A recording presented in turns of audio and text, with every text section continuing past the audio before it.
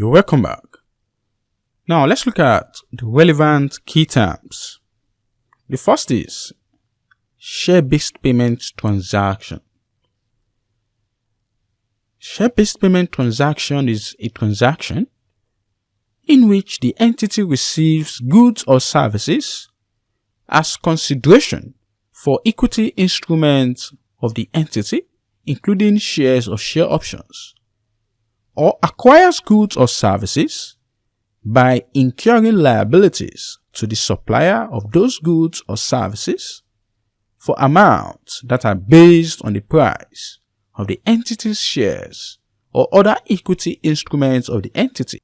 If you remember, this is a cash-settled share-based payment. Secondly, what is a share-based payment arrangement?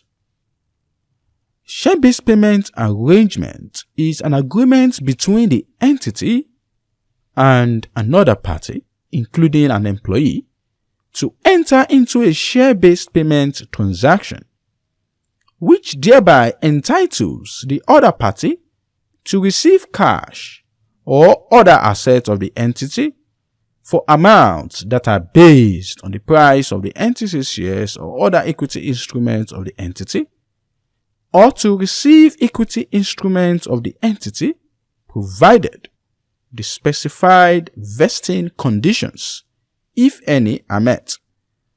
You will learn what vesting condition is very soon. So the agreement you enter into is the share-based payment agreement or arrangement. Okay? That is what gives rise to the share-based payment transaction.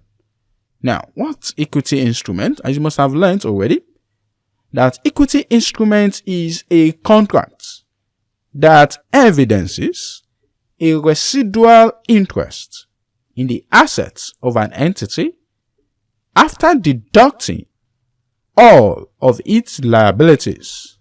That is an equity instrument. Now, there is another one, equity instrument granted. Equity instrument granted is the right which could be conditional or unconditional. Okay? So the right to an equity instrument of an entity conferred by the entity on another party under a share-based payment transaction. That is equity instrument granted. Now, what is share option? Share option is a contract that gives the holder the right, but not the obligation, to subscribe to the entity's shares at a fixed or determinable price for a specified period of time. Also is fair value. Fair value is the amount for which an asset could be exchanged, a liability settled, or an equity instrument granted could be exchanged between knowledgeable willing parties in an arm's length transaction. Note that this definition is different from the definition in IFRS 13 on fair value measurement. And remember that we said if any standard requires fair valuation, that IFRS 13 will apply. This is an exception if you remember. For share-based payments, we're going to use this definition. Also is grant date.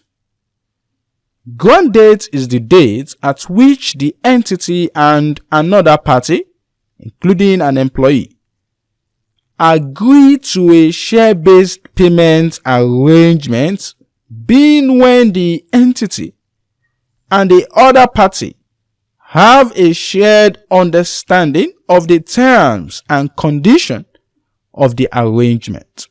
Okay? And at the grant date, the entity confers on the other party or the counterparty, okay, the right to cash, other assets, or equity instruments of the entity, provided the specified vesting conditions, if any, are met. Okay? If that agreement is subject to an approval process. For example, by shareholders, the grant date is the date when that approval is obtained, right? Next is intrinsic value. Intrinsic value is the difference between the fair value of the shares to which the counterparty has the conditional or unconditional right to subscribe, or which it has the right to receive, and the price the counterparty is required to pay for those shares. For example, a share option with an exercise price of 15 currency units on a share with a fair value of 20 currency units. Okay, that means that share option to the counterparty has an intrinsic value of 5 currency units. Okay, so the intrinsic value shows the actual value of the share option to the employee or the company. Okay, now the next is measurement date. Measurement date is the date at which the fair value of the equity instruments granted is measured. For transactions with employees and other parties providing similar services, the measurement date is usually the grant date. However, for transactions with parties other than employees and those providing similar services, the measurement date is the date the entity obtains the goods or services from the counterparty. Okay? Now, what is vest? Vest means to become an entitlement under a share-based payment arrangement. A counterparty's right to receive cash, other assets, or equity instruments of the entity vests upon satisfaction of any specified vesting conditions. What are these vesting conditions?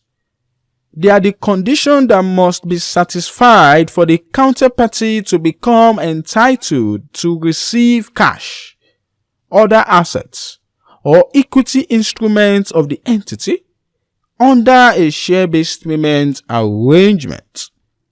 And vesting condition includes performance conditions, service conditions, which require the other party to either complete a specified period of service. Okay, that's service condition.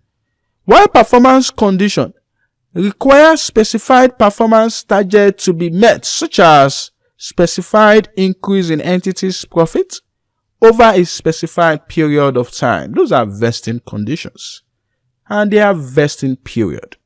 And vesting period is the period during which all the specified vesting conditions of a share-based payment arrangement are to be satisfied.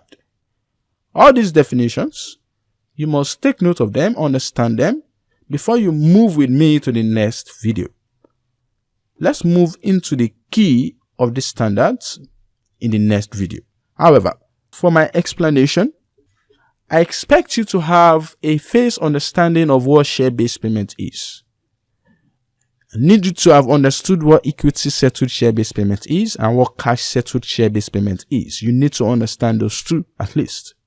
Okay? So now, to buttress your understanding of what share-based payment really is, we'll look at some examples, some very practical examples to expose you to share-based payments.